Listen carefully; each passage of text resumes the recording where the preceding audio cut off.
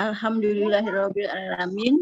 Wassalatu wassalamu ala isrofil anbiya wal mursalin wa ala alihi wa sahbihi ajmain amma ba'd. Raditu billahi robba wa bil islami dina wa bi Muhammadin nabiyya wa rasula. Rabbi zidni ilma warzuqni fahma. Amin.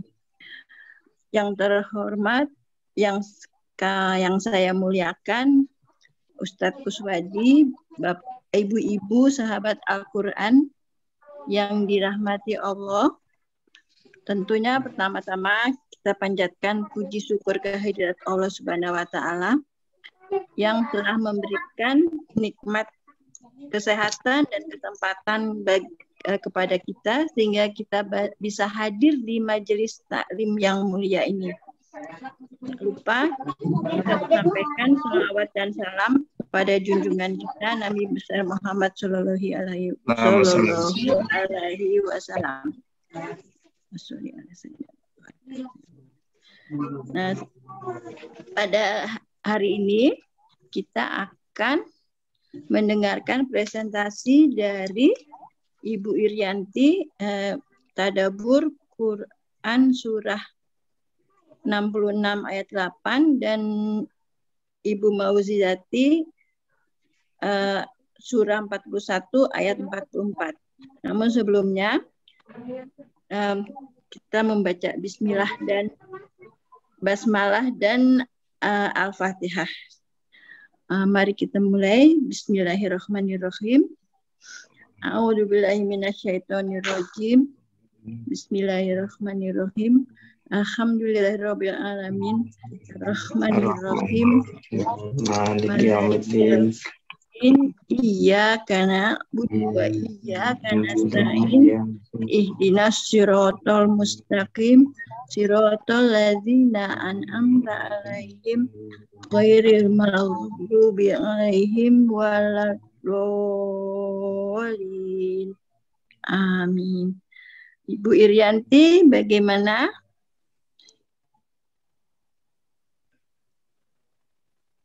Ibu Irianti? Ya, siap, Bu Erlina. Tafadhol, Ibu. Baik. Silakan. Assalamualaikum warahmatullahi wabarakatuh. Waalaikumsalam warahmatullahi wabarakatuh. Yang saya hormati Bapak Ustadz Kuswadi, juga teman-teman saya, sahabat-sahabat saya, saudara-saudara saya yang saya cintai, ibu-ibu dari kajian Al-Ihsan BKPM yang saya cintai. Kali ini saya akan mencoba untuk menadaburi, yaitu surat At-Tahrim ayat 66, surat At-Tahrim surat 66 ayat 8 juz 28. Surat ini berkenaan dengan masalah taubatan nasuha. Auzubillah, saya bacakan firman Allahnya. Auzubillahi minasyaitonirrajim. Bismillahirrahmanirrahim. Ya ayyuhalladzina amanu tubu ilallahi taubatan nasuha. Asa rabbukum aniyakufa yukafiru ankum sayyi'atikum wa yudkikum wa yudkilukum jannatin tasri tantahli min tahtihal anharu yaumalayu ri lahirna dia waladina amanu ma'ah nuruhum say'an baina aidihim wa bi aimanihim yaquluna rabbana atmin lana nuhrana faghfir lana innaka ala kulli syai'in qadir. Artinya, wahai orang-orang yang beriman, bertobatlah kepada Allah dengan tobat yang semurni-murninya. Mudah-mudahan Tuhan kamu akan menghapus kesalahan-kesalahanmu dan memasukkan kamu ke dalam surga-surga yang mengalir di bawahnya sungai-sungai. Pada hari ketika Allah tidak mengecewakan Nabi dan orang-orang yang beriman bersama dengannya. Sedang cahaya mereka memancar di hadapan Dan di sebelah kanan mereka sambil mereka berkata, "Ya Tuhan kami, sempurnakanlah untuk kami cahaya kami, dan ampunilah kami. Sungguh Engkau Maha Kuasa atas segala sesuatu." Tidak pakai Pak. Siap kita ya. Penjelasan tafsir ringkas Kementerian Agama RI. Wahai orang-orang yang beriman, bertobatlah kepada Allah dari dosa besar maupun dosa kecil dengan tobat yang semurni-murninya, yang melahirkan perubahan sikap dan perbuatan. Mudah-mudahan Tuhan kamu akan menghapuskan kesalahan-kesalahanmu yang sudah ditinggalkan secara total dan memasukkan kamu dengan izinnya ke dalam surga yang mengalir di bawahnya sungai-sungai sebagai tanda kenikmatan yang sempurna.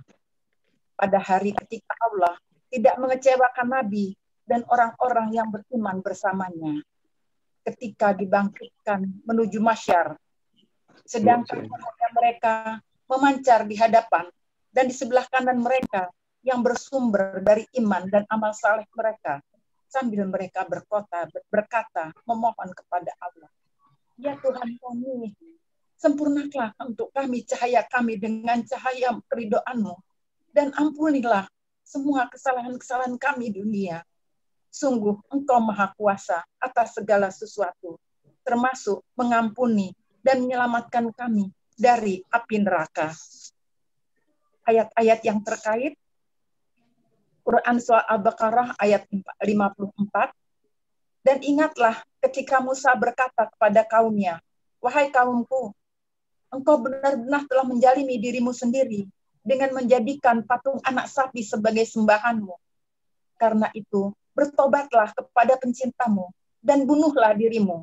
Itu lebih baik bagimu di sisi penciptamu. Dia akan menerima tobatmu. Sungguh, Dialah Maha Penerima Tobat, Maha Penyayang." Surat At-Taubah ayat 20.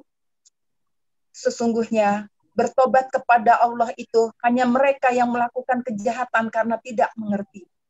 Kemudian segera bertobat. Tobat itu diterima Allah. Allah Maha Mengetahui, Maha Bijaksana. Dan tobat itu tidak diterima dari mereka yang melakukan kejahatan, hingga apabila menjelang ajal, mereka baru mengatakan, "Saya benar-benar bertobat sekarang." Dan tidak pula diterima dari orang-orang yang meninggal dalam kekafiran. Bagi orang-orang itu telah kami sediakan azab yang pedih. Surat Nur ayat 31. Bertobatlah kamu sekalian kepada Allah, hai orang-orang yang beriman, supaya engkau beruntung. Hadis dari Abu Musa Abdullah bin Qais bin Ash'ari, Rasulullah SAW bersabda, "Sesungguhnya Allah Ta'ala membentangkan tangannya pada waktu malam untuk tobat orang-orang yang berbuat dosa pada siang hari. Dan Allah membentangkan tangannya pada waktu siang untuk tobat orang yang melakukan dosa pada malam hari, hingga matahari terbit dari barat." Sahih Muslim. Dari Abu Hurairah radhiyallahu anhu, Rasulullah bersabda, "Barang siapa yang bertobat sebelum matahari terbit dari tempat terbenamnya, maka Allah akan menerima tobatnya." Imam Muslim 2703. Dari Anas radhiyallahu anhu, Rasulullah bersabda, "Allah lebih bahagia dengan tobat hambanya daripada bahagianya seorang di antara kalian yang menemukan kembali untanya yang hilang di tempat suatu yang sepi." Muttafaq alaih, Al-Bukhari nomor 6309. Manusia adalah makhluk yang punya akal dan nafsu, sehingga mungkin manusia terjemut dalam jurang keburukan melakukan dosa. Apabila Nabi Muhammad SAW memberi kesempatan kepada kita untuk bertobat semasa hidupnya, jika sampai wafat belum bertobat, maka azab dan balasan atas dosa-dosanya akan diberikan di akhirat nanti. Mungkin saat hidup di dunia. Pengertian tobat. Tobat secara etimologi berasal dari kata tobat, berasal dari kata Arab, yaitu taubah. Taubah, ya tubuh taubatan, yang berarti rujuk atau kembali dari perjalanan yang jauh menuju dekat. Tobat menurut ulama, istilah para ulama ialah membersihkan hati dari segala dosa. Tobat adalah kemauan meninggalkan dosa yang pernah dilakukan. Pengertian tobat adalah insaf atau sadar terhadap perbuatan dosa dan tidak mengulangi kesalahan lagi. Selain itu, tobat juga sarana mohon ampun kepada Allah atas dosa-dosa agar diampuni. Terdapat istilah tobatan nasuha yang memiliki makna tobat yang sesungguhnya. Dalam tobatan nasuha, umat muslim harus melibatkan hati, lisan, juga tindakan secara berkesinambungan. Merasakan penyesalan dengan hati, beristighfar dengan lisan, menghindarkan serta menjauhi dosa, dan ketenangan hati untuk tidak mengulangi kembali dosa tersebut. Allah memerintahkan umat muslim untuk melakukan tobatan nasuha seperti surat At-Tahrim ayat 8. Allah lebih senang tobatnya seorang hamba yang bertobat lebih senangnya orang haus yang menemukan air. Orang mandul yang memiliki anak dan senangnya orang yang kehilangan barang lalu menemukannya. Hadis riwayat Abu Abbas. Maka barang siapa yang bertobat kepada Allah dengan tobatan nasuha, Allah akan membuat lupa para malaikat yang menjaganya, anggota tubuhnya, serta bumi yang dipinjak atas dosa dan kesalahan yang telah dilakukannya. Lantas, yang dimaksud di tobatan nasuha, Ibnu Katsir dalam tafsir Al-Quran Al-Azim menjelaskan, tobatan nasuha yaitu tobat yang jujur, yang didasari atas tekad yang kuat, yang menghapus kejelekan-kejelekan masa silam, yang menghimpun dan mengentaskan pelakunya dari kehinaan. Syarat-syarat diterimanya tobat. Jika kemaksiatan itu menyangkut urusan hamba dengan Allah saja, tidak ada hubungan dengan hak manusia, tobatnya harus memenuhi 5 syarat. 1, hendaknya tobat itu dilakukan dengan ikhlas. 2, menyesali serta merasa sedih atas dosa yang pernah dilakukan, sebagai bukti penyesalan yang sungguhnya pada Allah, luluh di hadapannya. Tobat seperti ini adalah tobat yang benar-benar dilandasi akidah, keyakinan, dan ilmu. Ya, segera berhenti dari perbuatan maksiat yang dilakukan. Jika maksiat itu dosa disebabkan oleh ia melakukan sesuatu yang diharamkan, maka ia harus meninggalkan perbuatan haram tersebut. Jika dosa maksiat akibat sesuatu yang diwajibkan, maka dia harus bergegas untuk melakukan kewajiban seketika itu juga. 4, bertekad untuk tidak mengulangi dosa tersebut. 5, tobat dilakukan bukan pada saat penerimaan tobat telah habis. Jika tobat itu dilakukan setelah habis waktu diterimanya tobat, maka tobatnya tidak akan diterima. Apabila tobat berkenan dengan hubungan sesama manusia, 5 syarat tadi ditambah 1 lagi. Orang yang bertobat itu harus meminta kehalalan dari orang yang diambil haknya atau dizalimi. Rasulullah mengajarkan kita mengiringi keburukan dengan kebaikan. Niscaya dengan kebaikan akan menggugurkan setiap keburukan. Karena seperti sabda Rasulullah dari Abdullah bin Umar, sesungguhnya Allah menerima tobat hambanya selama ruhnya belum sampai di kerongkongan. Ada langkah-langkah yang bisa dilakukan bagi siapa yang ingin bertobat nasuha, seperti melakukan sholat, membanyakkan zikir, berdoa kepada Allah, dan berjanji untuk tidak mengulangi lagi. Setiap manusia pernah melakukan kesalahan. Kesalahan itu kesalahan karena fitrah yang ada pada diri manusia. Allah bersabda, setiap manusia pernah melakukan kesalahan. Sebaik-baiknya pelaku kesalahan itu adalah orang yang segera bertobat kepada Allah.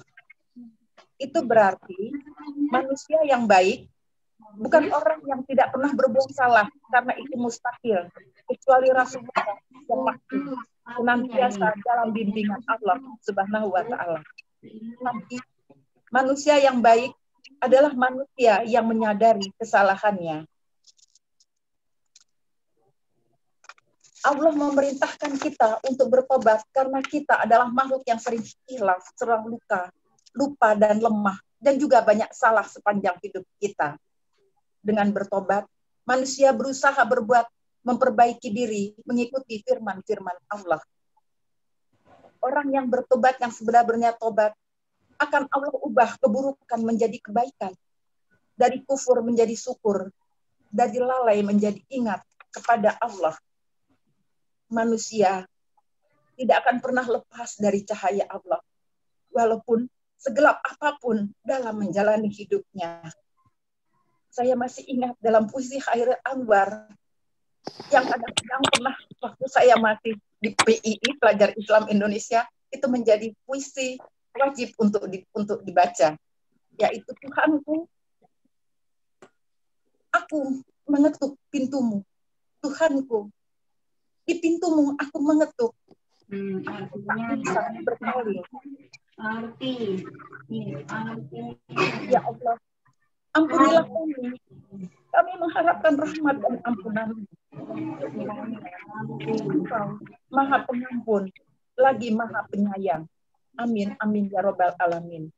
Daftar pustaka sumber bacaan Al-Quran, Tafsir Kementerian Agama RI, Ensiklopedia Al-Kamin, Sukses Dunia Akhirat dan Taubat, penulis Abdul Usman Karisman, Tobat menulis cara ulama dan syarat-syaratnya, tulis Mas S. Abdullah, syarat-syarat tobat, ramah dari Ustaz Dr. Firanda Amirjan MA.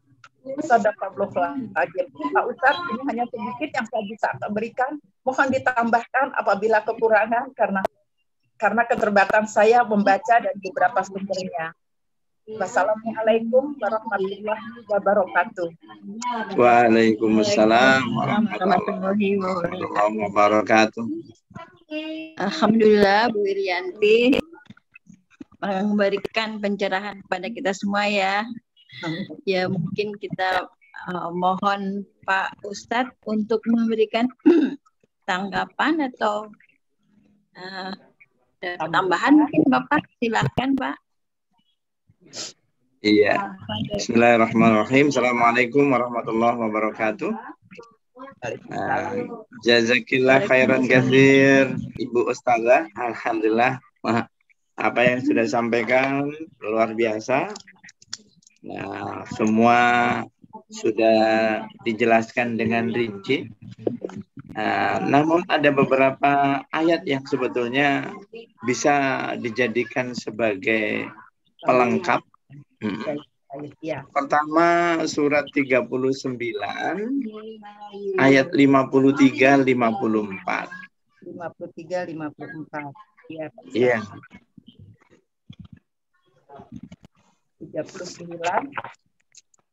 Iya, 53 54. Allah Subhanahu wa taala berfirman, "A'udzubillahi minasyaitonir rajim. Qul ya ibadiyalladzina Qul ya ibadiyalladzina asrafu ala anfusihim." Qul, katakanlah wahai Rasulullah, wahai hamba-hambaku yang telah melampaui batas terhadap diri mereka sendiri. Jadi maksudnya orang itu dosanya sudah nggak ketulungan, nggak ada sedikit pun kebaikannya. Tapi apa kata Allah? La taqnatu mir rahmatillah. Jangan kamu berputus asa dari rahmat Allah. Innallaha yaghfiru dzunuba jami'a. Karena Allah akan mengampuni dosa-dosa semuanya. Nah, ini walaupun dosanya nggak ketulungan banyaknya, tapi kata Allah, ya sudah pernah membunuh, pernah musyrik, pernah membunuh, pernah berzina, pernah berbuat apa saja dosa-dosa pernah dilakukan semuanya. Apa kata Allah? La taqnatu mir rahmatillah. Jangan kamu berputus asa dari rahmat Allah. Kenapa? Innallaha yaghfiru dzunuba jami'a, karena Allah akan mengampuni dosa-dosa semuanya. Nah, itu. Terus di akhir ayat Allah menjelaskan kepada kita, Ya. Wallahu innahu wal ghafurur rahim. Sesungguhnya dia adalah Maha Pengampun lagi Maha Penyayang. Jadi ya kita nggak boleh putus asa karena Allah Maha Pengampun lagi Maha Penyayang. Tapi bagaimana caranya? Nah, agar kita bisa diampuni, nah ayat 54-nya. Ya, boleh saya baca Pak Ustaz suratnya? Boleh saya baca? Silakan Ibu. Dan kembalilah kamu kepada Tuhanmu dan berserah dirilah kepadanya sebelum datang azab kepadamu, kemudian kamu tidak dapat ditolong. Sadaqallahul azim. Iya, Allah berfirman, "A'udzubillahi minasyaitonir wa anibu ila rabbikum." Ya. Nah, kembali dari tubaya tubuh taubat itu artinya kembali, suruh tobat. Nah, suruh tobat ya disebutkan wa aslimu, ya, dan berserah dirilah kepada Allah. Ya. Lahu min qabli ayyatiyakumul azab. Nah, sebelum datangnya azab, kita diminta betul-betul ikhlas bertobat kepada Allah sebelum datangnya keputusan Allah, sebelum datangnya azab. Nah, disebutkan di dalam ayat tadi, ya, summalatun soru, sebab kalau sudah datangnya azab maka nggak ada lagi yang bisa menolongnya. Nah, ini jadi ini mengapa kita harus bertobat?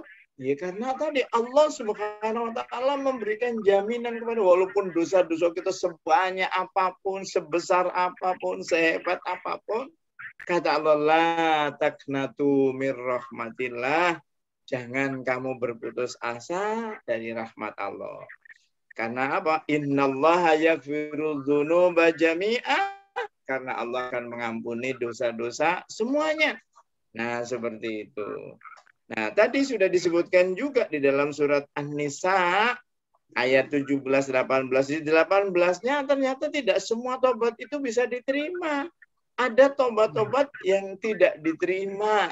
Yaitu tobat yang dilakukan oleh orang-orang yang sejak muda dia berbuat ya maksiat dan sampai kemudian dia tua. Nah, mohon maaf sampai dia sudah tidak bisa berbuat apa-apa, sudah tubuhnya terkapar di tempat tidur, sudah mau meninggal, baru mereka mengatakan saya tobat sekarang. Maka model seperti ini nggak akan diterima. Nah, terus kemudian yang kedua, orang ya yang tobat tapi dia dalam keadaan kafir. Orang yang di luar Islam dia minta ampun bagaimanapun, tobat dengan bagaimana caranya nggak bisa. Oleh karena itu di dalam surat Al-Furqan ayat 70, Surat Al-Furqan ya. Surat 25 ayatnya 70. Baik Pak Ustadz, surat 25 boleh saya baca Pak Ustadz nanti sebentar. Silakan Ibu. Surat Al-Furqan ayat 25. Ayat 70. Ayat 70. Suratnya 25. Ya, baik Pak Ustadz. A'udzubillahi minasyaitonirrajim. Bismillahirrahmanirrahim. Kecuali orang-orang yang bertobat dan beriman dan mengerjakan kebajikan, maka kejahatan mereka diganti Allah dengan kebaikan. Allah Maha Pengampun, Maha Penyayang.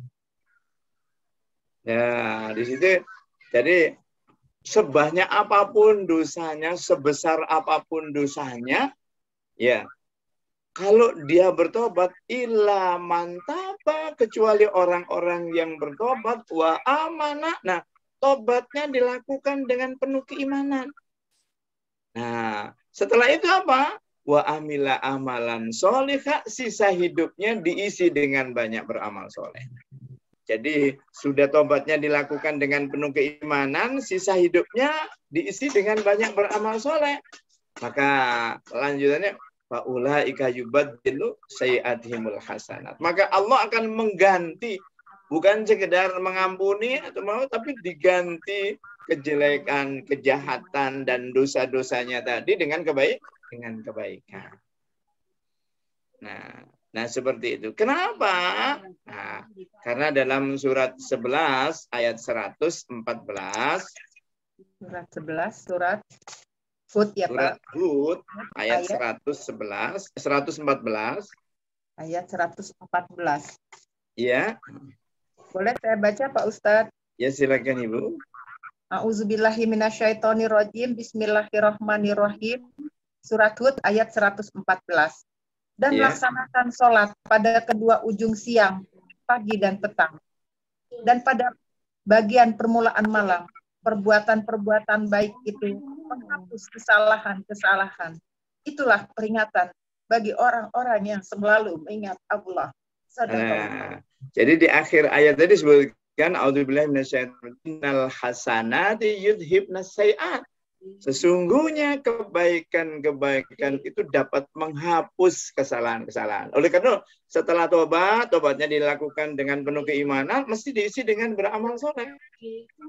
Nah, model tobatnya seperti di dalam surat surat Ali Imran 134. 134. A'udzubillahi minasyaitonirrajim walladzina idza fa'alu fakhisatan aw zalamu anfusahum dzakarallah fastaghfaru li dzunubihim wa may yaghfiru dzunuba illallah wa lam yushirru ala ma fa'alu wa hum ya'lamun. Surat Ali Imran ayat 134, 34. yaitu orang-orang yang berinfak. Mohon 35, mohon maaf 135, mohon maaf 135. Surat Ali Imran ayat 135. Dan juga orang-orang yang apabila mengerjakan perbuatan keji atau menjalimi diri sendiri, segera mengingat Allah, lalu memohon ampunan atas dosa-dosanya. Dan siapa lagi yang dapat mengampuni dosa-dosa selain Allah? Dan mereka itu tidak meneruskan perbuatan dosa itu, sedangkan mereka mengetahui. Sadaqallahul adzim. Nah, demikian. Jadi sebetulnya tadi sudah dibahas semua, di rincian itu sudah ada. Hanya ini sebagai ayat-ayat pendukung. Nah, yang untuk menguatkan dan untuk melengkapi. Nah, itu mungkin yang dapat kami sampaikan. Silakan bagi Bapak dan Ibu ya, sahabat Al-Quran yang ingin mendiskusikan atau ingin menanyakan sesuatu, monggo kami persilakan. Pak Ustadz, Assalamualaikum warahmatullahi wabarakatuh. Saya izin bertanya tadi. Waalaikumsalam warahmatullahi wabarakatuh. Tadi saya dengar, saya nggak tahu mungkin tadi Bu Rianti menyampaikan bahwa kalau misalnya lebih baik mati gitu daripada berbuat kejahatan terus gitu. Itu gimana tuh? Apa hubungannya dengan ini tadi? Soalnya kan ya kalau tadi disebut dari Ali Imran yang 135 tadi kan, jika berbuat keji segera mengingat Allah gitu. Itu tadi kalau nggak salah, kalau mati lebih baik, mati akan lebih baik gitu loh Pak Ustadz daripada kejahatan. Gimana tadi? Surat Al-Baqarah Pak Ustadz, yang Nabi Musa. 54. Ya, surat Al-Baqarah ayat 54. Ya. Oh itu, mohon maaf, itu umatnya Nabi Musa. Iya, itu umatnya Nabi Musa. Jadi itu kan ketika umatnya Nabi Musa mereka menyembah anak sapi, maka dikatakan kepada mereka, ya karena kamu sudah berbuat musyrik, maka kamu harus tobat. Tobatnya itu adalah bunuh diri. Itu. Nah, itu ya. Itu tobatnya itu mesti bunuh diri, itu lebih baik bagimu. Yeah. Nah itu maksudnya, karena bukan umatnya Nabi Muhammad, ini umatnya Nabi Musa. Nah kalau umatnya Nabi Muhammad, kita bersyukur Bu. Kalau kita mohon maaf, kita ngikuti risalahnya Nabi Musa, habis Bu, nggak ada cekannya. Ya benar, makanya nah, kalau semua orang yang salah langsung mohon maaf tobatnya mesti bunuh diri kan habis. Iya benar. Makanya saya mungkin itu karena memang itu kasus khusus berarti Pak Ustadz ya. Berarti itu. Iya. Nah itu Bu, itu kan kisahnya Nabi Musa itu. Itu umatnya Nabi Musa. Oleh karena coba Ibu lihat dalam surat 16 ayat 61. 16 berapa? 61. 16 61. Nah, salah satu saya bacakan Pak Ustadz. Ya, silakan. Warahmatullahi wabarakatuh. Dan kalau Allah menghukum manusia karena kezalimannya, saya tidak akan ada yang ditinggalkannya di bumi dari makhluk yang melata sekalipun. Tapi Allah menanggung. Oh, Ibu coba. Kalau Allah ya menghukum orang salah langsung dihukum langsung. Kata Allah habis nggak ada sisanya. Habis ya. Habis nggak ada sisanya kata Allah. Jadi kita tuh mohon maaf. Apa lanjutan ayat tadi? Nah, namun Allah memberikan tangguh. Allah memberikan tangguh supaya apa? Karena memang manusia itu innal insan mahalul khoto' wa nisyan. Manusia itu tempatnya lupa, tempatnya salah. Jadi kalau manusia itu lupa, manusia itu salah, ya memang manusiawi. Oleh karena nggak bisa langsung dihukum. Dikasih kesempatan dulu, diingatkan, dinasihati. Kalau sudah diingatkan, dinasihatin, dia juga tidak berubah, maka lanjutan ayat tadi, فَإِذَا جَاءَ أَجَلُهُمْ لَا يَسْتَأْخِرُونَ شَاءَ وَلَا يَسْتَقْدِمُونَ. Maka kalau ketetapan Allah itu sudah tiba, azabnya sudah tiba, nah, nggak bisa lagi mereka mundur dan nggak bisa mereka minta maju. Nah, seperti itu. Ayat itu sama persis dengan 35:45. Lagi kajian. Al-Fajr 35:45 Pak Ustadz. Ya. Surat Al-Fajr, dan sekiranya Allah menghukum manusia disebabkan apa yang telah mereka perbuat, maka dia tidak akan menyisakan satu makhluk bergerak. Jadi kalau salah hukum, salah dihukum, nggak disisakan satu makhluk pun. Nah, seperti itu. Tapi Allah memberikan apa? Menunda.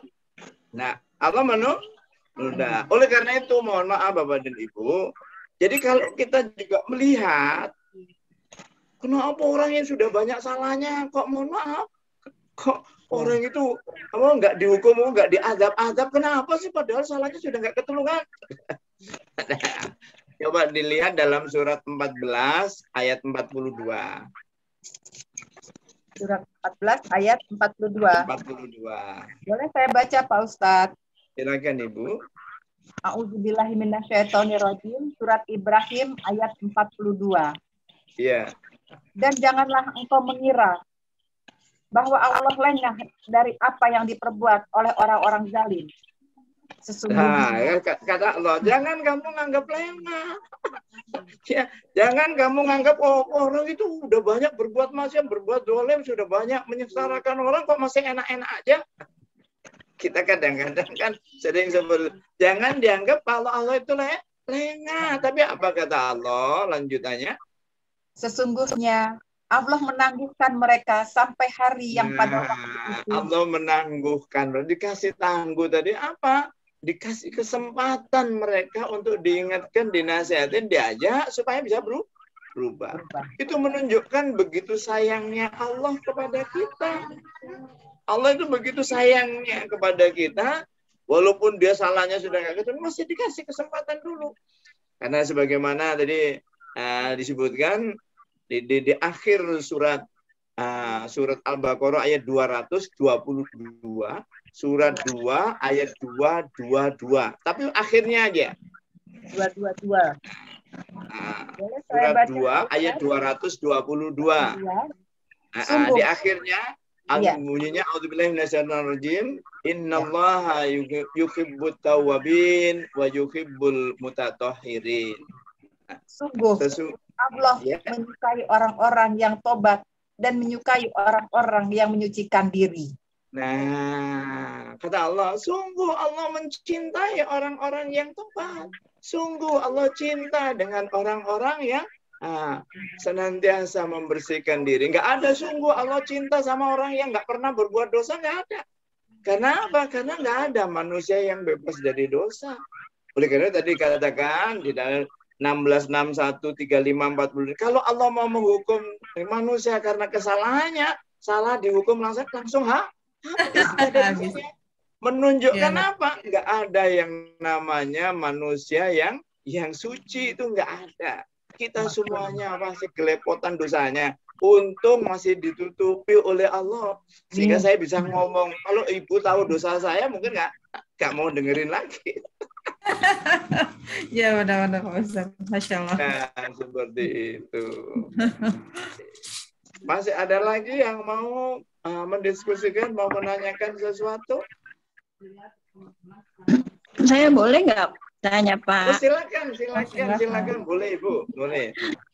Pak, ini kan saya pernah mendengar ada kajian kalau tobat ini kan katanya harus sholat tobat.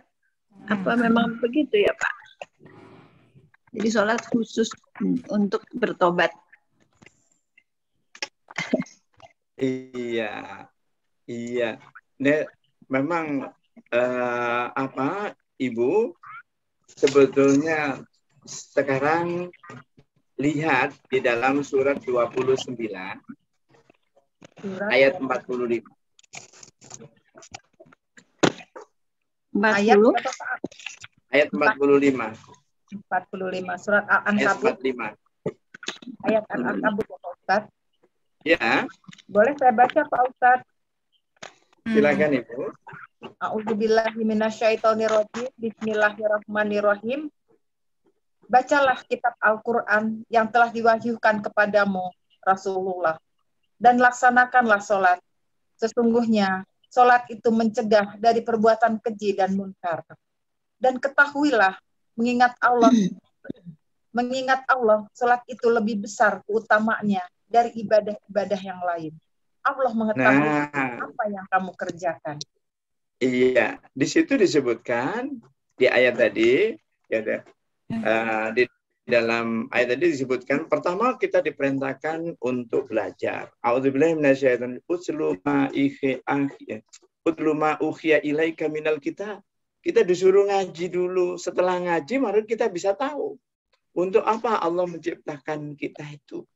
Ternyata Allah menciptakan kita untuk ibadah. Nah, jadi bagaimana ibadah itu yang paling utama? Surat 20 ayat 14. A'udzubillahi minasyaitonir rajim. Innani anallah la ilaha illa ana fa'budni wa aqimis shalah lidzikri. Ternyata yang disebut ibadah itu yang ada adalah sholat. Nah, padahal ibadah-ibadah yang lain juga itu banyak ibadah. Tapi yang utama itu karena di dalam lanjutan surat 29 ayat 45 tadi, setelah mengatakan innas sholata tanha 'anil fahsya wal munkar, sesungguhnya sholat itu dapat mencegah dari perbuatan keji dan munkar. Nah, ini wala dzikrullahi akbar. Nah, sholat itu lebih utama daripada ibadah-ibadah yang lainnya. Nah, jadi zikir yang paling utama itu adalah sholat. Doa yang paling utama adalah sholat. Tobat itu adalah kita mohon ampun, itu adalah bersama dengan kita berdoa, mau minta diampuni. Nah, itu yang paling utama dalam sholat. Oleh karena itu, kalau kita lihat di dalam bacaan rukuk kita, bacaan sujud kita, bacaan di antara dua rukuk, duduk di antara dua sujud, ini juga ada doa-doa yang mohon ampun kepada Allah. Nah, oleh karena itu ada sebagian di akhirnya kalau kita bertobat, nah dianjurkan untuk sholat tobat. Nah, seperti itu. Memang terus kemudian dikaitkan lagi dengan surat Al-Baqarah 454, kita minta kepada Allah itu dengan perantaraan sabar dan sholat. Jadi sebetulnya ini sebagai sarana. Nah, kita minta kemudian mandi dulu, kemudian sholat, ambil air wudhu, sholat 2 rakaat. Nah, pada waktu sujud terakhirnya itulah, nah kita mohon ampun sebanyak-banyaknya. Nah, seperti itu. Iya. Ya, tergantung dosanya, Bu. Kalau dosa-dosa yang kecil-kecil ya nggak perlu. Itu untuk dosa-dosa yang besar, nah sebagai buktinya kata diperintahkan seperti itu. Jadi memang di dalam hadis pun jadi ada perintah untuk ada sholat tobat. Di dalam Sahih Bukhari memang nggak ada, di Ahmad dan Hakim pada masalah itu. Itu ada. Jadi kalau sholat yang apa maksudnya dosa yang kecil-kecil cukup dengan istighfar ya Ustadz? Iya, saya bukan sebab sebetulnya seluruh amal ibadah kita itu adalah sarana penghapus dosa, Bu. Ya, adalah sarana penghapus dosa. Kayak tadi di dalam surat 11 ayat 114 tadi, nah disebutkan ya dirikan sholat ya di penghujung malam dan siang, terus sesungguhnya innal hasanati yudhibna sayiat, sesungguhnya perbuatan-perbuatan baik itu menghapus kesalahan-kesalahan. Jadi yang dimaksud di sini perbuatan baik itu adalah sholatnya tadi bisa menghapus kesalahan-kesalahan. Nah, seperti itu. Iya, Pak. Iya. Terima kasih, Pak. Boleh saya tanya, Ustaz? Iya, Ibu. Ustaz, saya mau tanya, boleh? Assalamualaikum. Siapa yang mau tanya? Iya, dia mau tanya tapi suaranya kecil, Bu. Saya mau tanya, Pak Ustaz. Siapa Mbak Tia? Silakan. Ya. Assalamualaikum, Pak Ustaz. Ini Mengenai tobat tadi. Siapa ya, Bu? Ibu Tia. Kelihatan. Ada, ikut Ibu Tia. Oh, saya buka deh ininya. Ya, Ibu Tia nih, Pak. Pak Ustaz. Ya, silakan. Ini Silakan, Bu. Iya.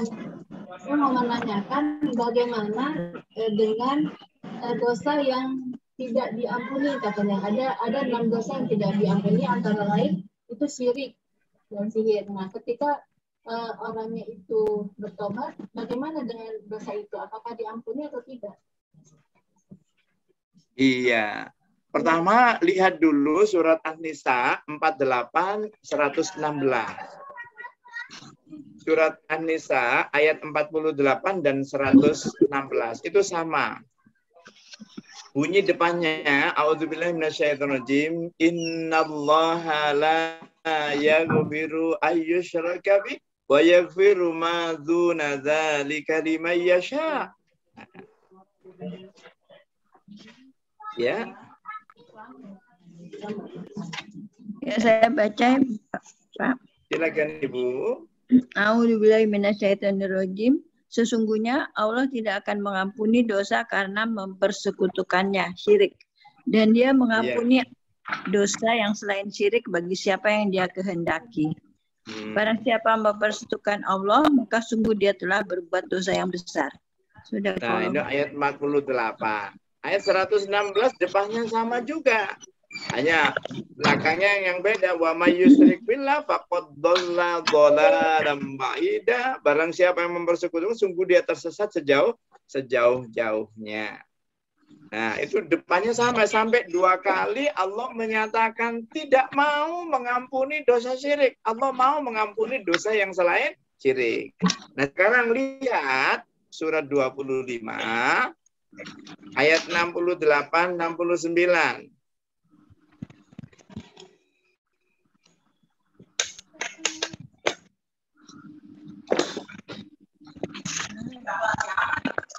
Boleh saya baca, Pak Ustadz? Silakan, Ibu. Surat Al-Furqan ayat 68-69. Iya.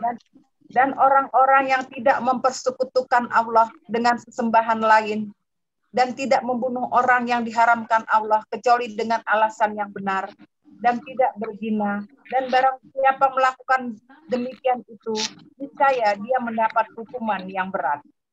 Ayat. Nah, di akhir ayat tadi Allah menjelaskan wa may yaf'al dzalik, barang siapa yang melakukan demikian, barang siapa yang berbuat syirik, barang siapa yang mempersekutukan Allah, barang siapa yang membunuh, barang siapa yang berzina, kemudian dia mati sebelum tobat.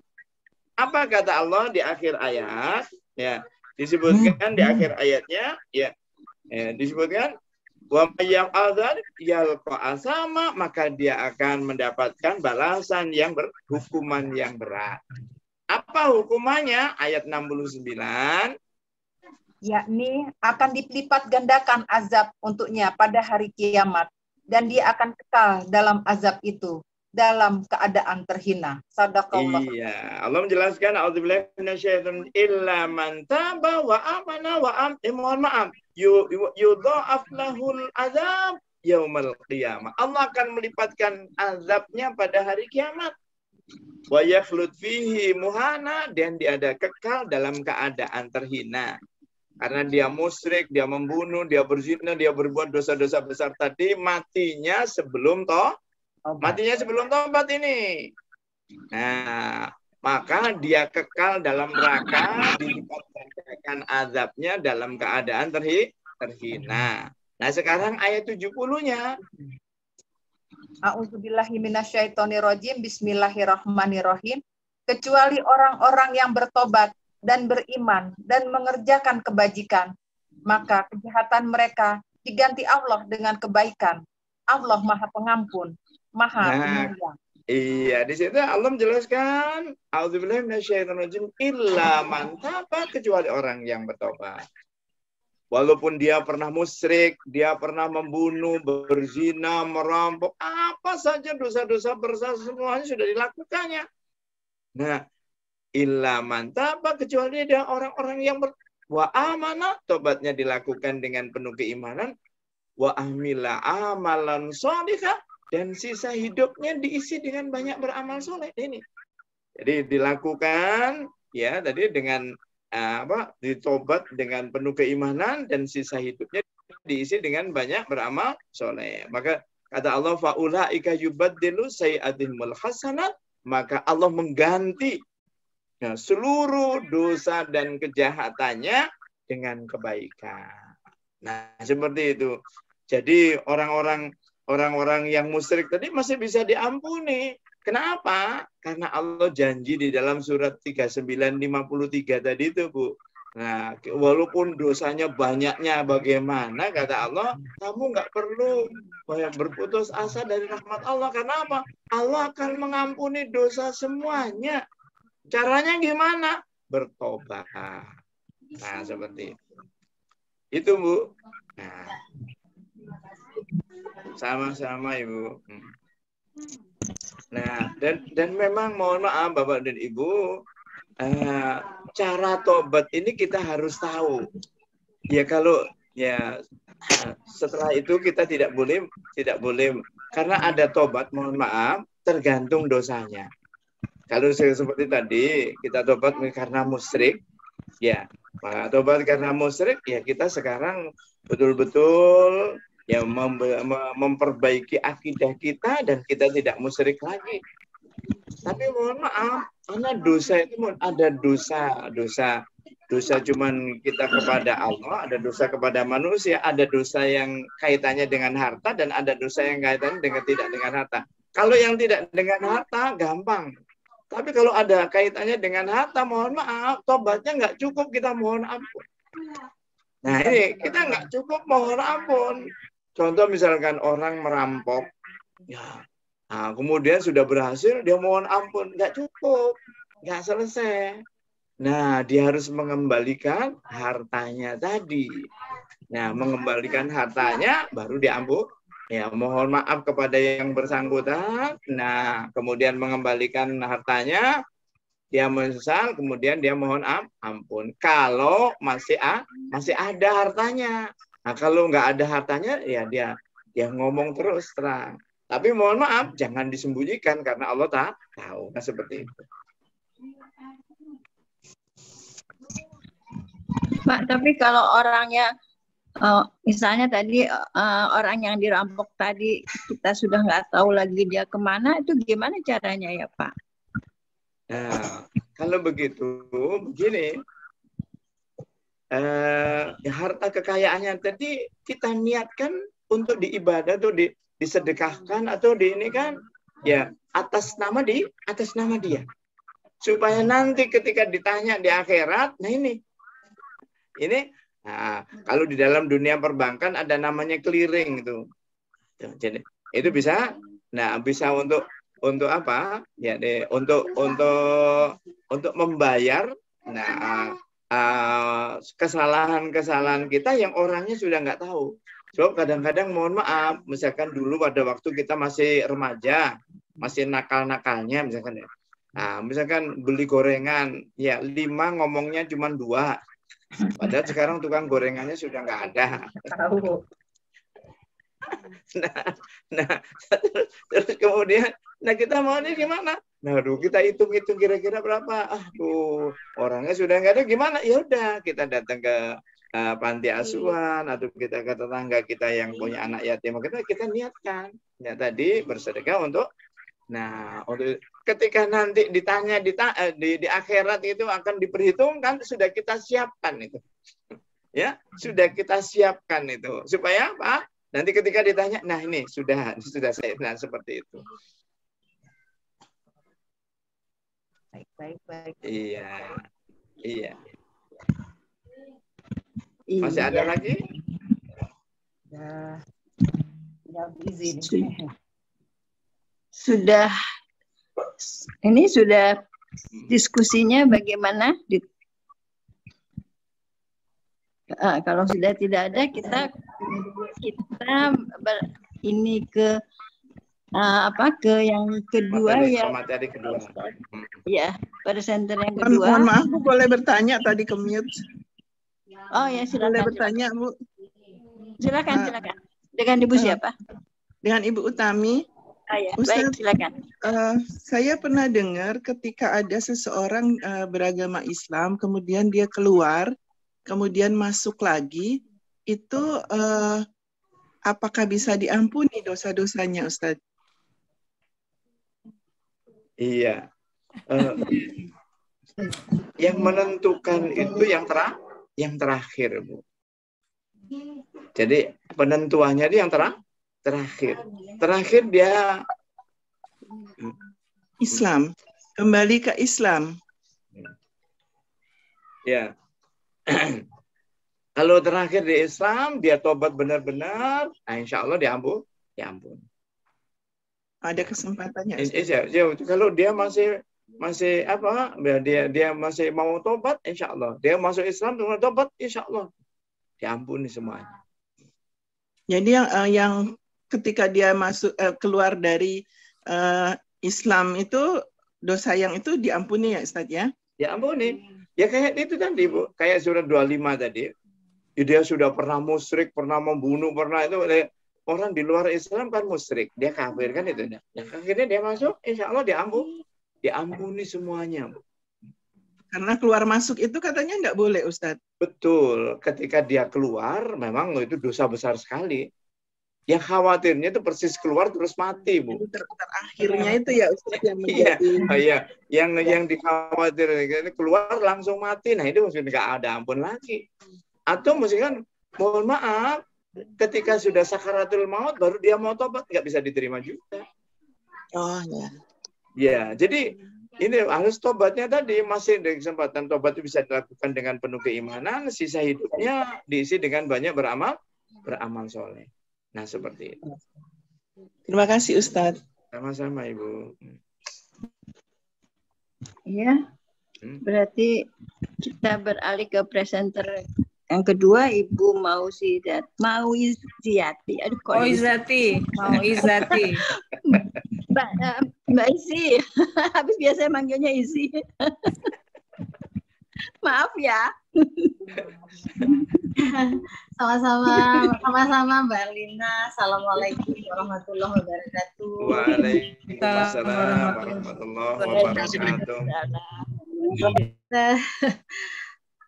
Pak Ustadz yang dirahmati Allah dan teman-teman semua, selalu berbahagia ya berjumpa dengan sahabat-sahabat jannah ini.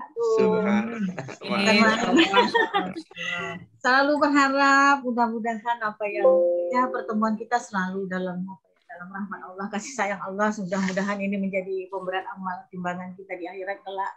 Amin. Alhamdulillah. Sebelum mulai, saya minta maaf dulu ini kepada semua sahabat-sahabat ya. Silakan Ibu, silakan. Minta maaf karena barangkali sahabat ini bosen ya lihat wajah saya sama Ibu ini. Bukan, lebih bosen lihat wajah saya, Bu. Lihat wajah saya. Baik, kalau begitu Baik yang ngeluarin ini salah, alhamdulillah udah ada manjangin lagi. Ya soalnya kan Ada yang yang selalu muncul saya lagi, Bu Irianti lagi. Mudah-mudahan Itu nggak ada itu bos. luar biasa, Bu. Gak apa-apa. juara ini juara. Bu Irianti juara. Berlomba-lomba. Iya, terima kasih Mbak Arlina. Hari ini saya mau menyampaikan juz 24 Al-Fusilat ayat 44. Jadi seperti biasa Pak Ustadz, saya suka cari judul yang aneh-aneh gitu. Kata Bu Irianti, saya judulnya aneh-aneh. Ini Al-Fusilat ayat 44 ini kan menceritakan tentang orang-orang yang suka ngeyel gitu ya. Iya. Udah jelas perintah Allah seperti apa, masih mencari-cari alasan bagaimana caranya ya supaya kita tidak mau terima, bagaimana caranya untuk menafikan perintah Allah. Pada ayat ini alasan yang dikemukakan tuh memanglah konyol, yaitu tentang bahasa. Kok pakai bahasa Arab ya? Kok nggak pakai bahasa yang lain? Ini kalau istilah sekarang ya Pak Ustadz, kalau sekarang kan kalau semua yang berbau Arab disebut kadrun. Disebut kadrun. Nah ini pengeyalan ini udah dari zaman dulu sampai zaman sekarang masih berlangsung. Iya. Nah, jadi saya kutip dulu surah Al-Fusilat ayat 44. A'udzubillahi minasyaitonirrajim.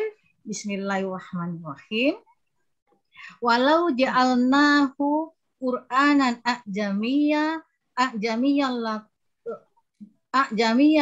laqalu laula fusilat ayatu a'jamiyu arabiyyu kul huwa lillazina amanu hudaw wa shifa wallazina la yu'minuna fi azanihim wa huwa alaihim amma ulaika yunadawna mim maqamin ba'id.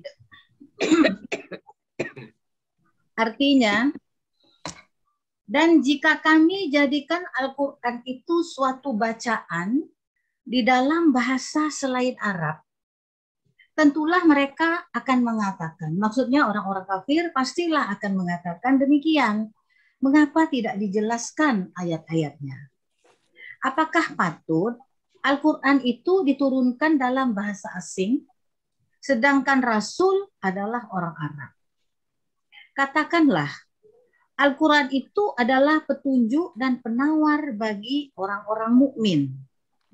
Dan orang-orang yang tidak beriman, pada telinga mereka itu ada sumbatan.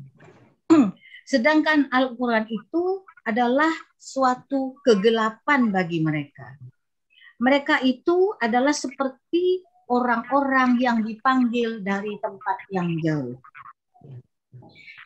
Itu artinya, menurut tafsir Ibnu Katsir, ayat ini menjelaskan hal-hal sebagai berikut.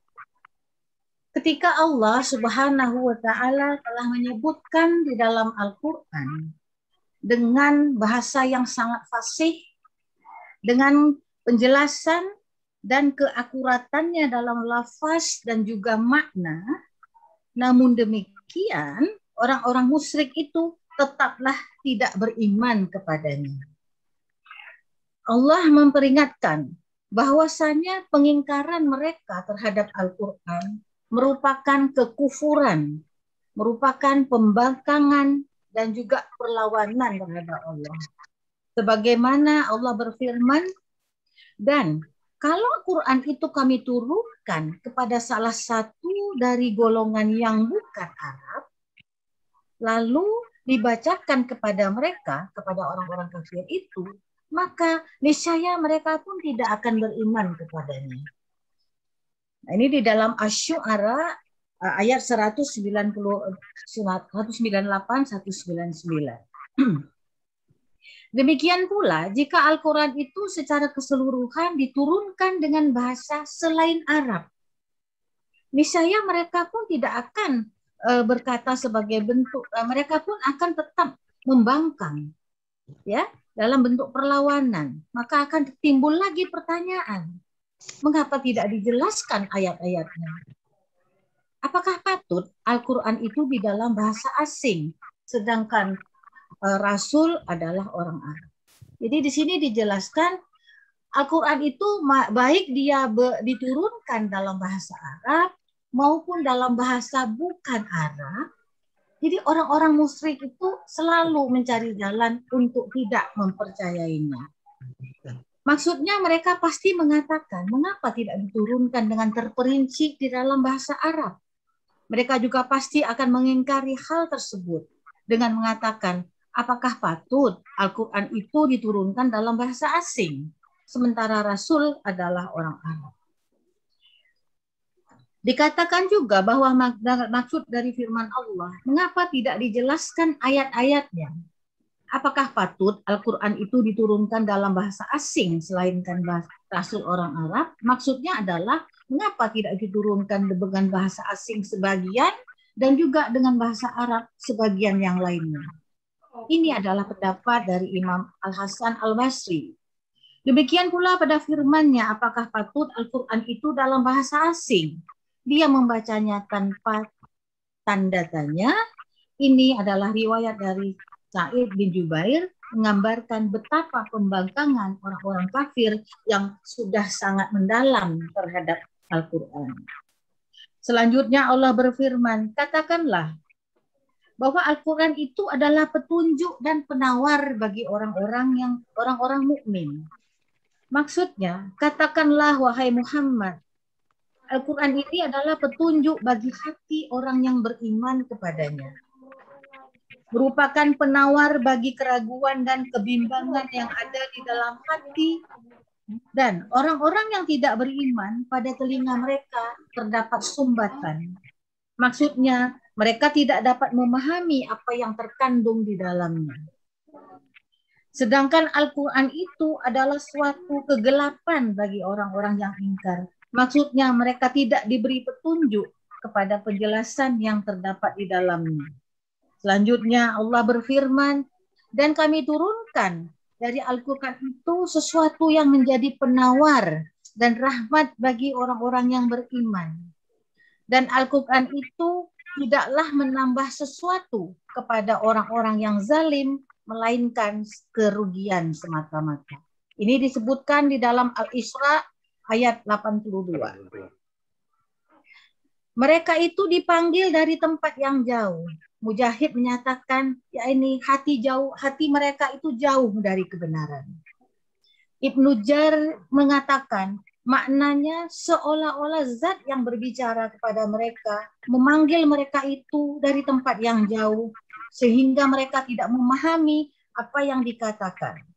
Adapun menurut Ibnu Jar, menurut saya ayat ini sama seperti dalam firman-Nya dan perumpamaan bagi orang-orang yang menyeru orang-orang yang kafir adalah seperti penggembala memanggil binatang yang tidak mendengar selain panggilan dan seruan saja. Mereka itu tuli, mereka itu bisu, mereka itu buta. Oleh sebab itu, mereka tidak mengerti maknanya. Ini tercantum dalam Al-Baqarah ayat 171. Ayat-ayat lain yang terkait dengan ayat dari Al-Fusilat ayat 44 adalah Asy-Syu'ara 198, 199 yang tadi telah saya sampaikan. Kemudian dalam Al-Isra 82 juga ada disebutkan bahwa dan kami turunkan Al-Quran itu sebagai sesuatu yang menjadi penawar dan rahmat bagi orang yang beriman, sedangkan bagi orang yang zalim, Al-Quran itu hanyalah akan menambah kerugian bagi mereka. Jadi potongan-potongan ayat yang terkait ini tadi sudah saya cantumkan di dalam penjelasan. Demikian juga dengan Al-Baqarah ayat 171 dan perumpamaan bagi penyeru orang kafir adalah seperti seorang penggembala yang memanggil berteriak terhadap binatang-binatang ternak yang tidak mendengar selain panggilan dan teriakan. Mereka itu tuli, mereka itu bisu, mereka itu buta, dan mereka tidak mengerti akan panggilan dan seruan itu. Al-Baqarah ayat 171. Hadis-hadis yang menjelaskan tentang ayat Al-Fussilat 44 ini yang diriwayatkan oleh Ibnu Abbas, oleh Mujahid, Ikrimah, Said bin Jubair, As-Suddi, dan lain-lain.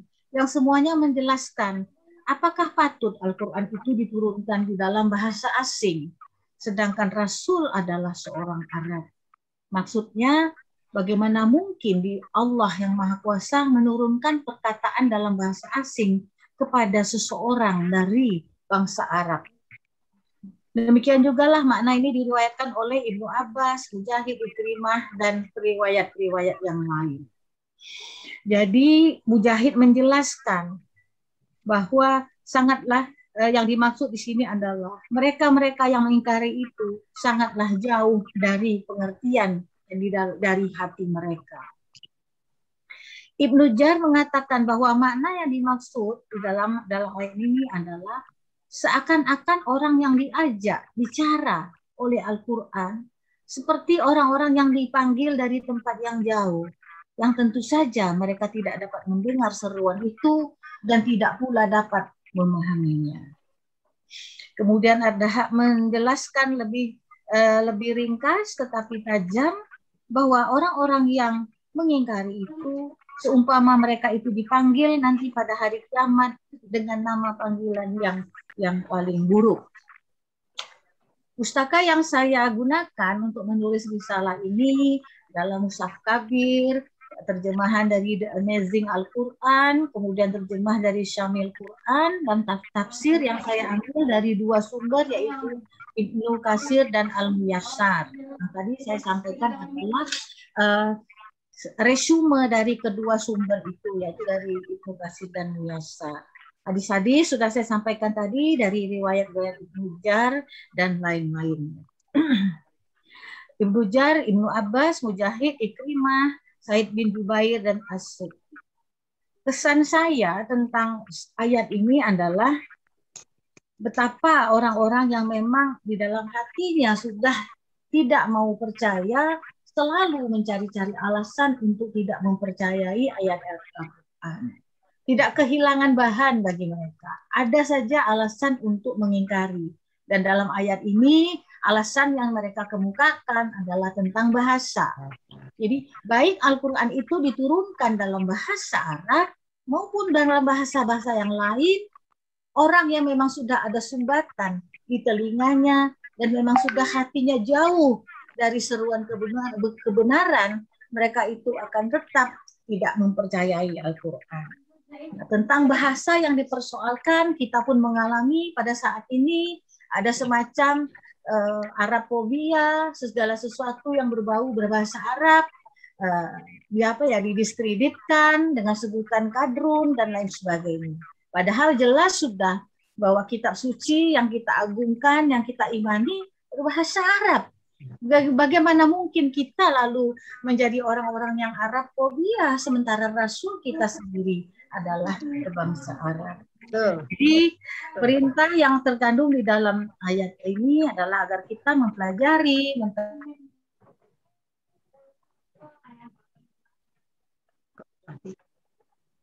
mempelajari bahasa Al-Quran sehingga kita dapat meresapi maknanya. Ya, kemudian dilarang kita membantah, mempersoalkan apa-apa yang telah diturunkan, apa-apa yang telah menjadi ketetapan Allah. Sesungguhnya Al-Quran itu diturunkan dalam bahasa Arab adalah merupakan ketetapan dari Allah. Allah sudah menetapkan Al-Quran itu berbahasa Arab.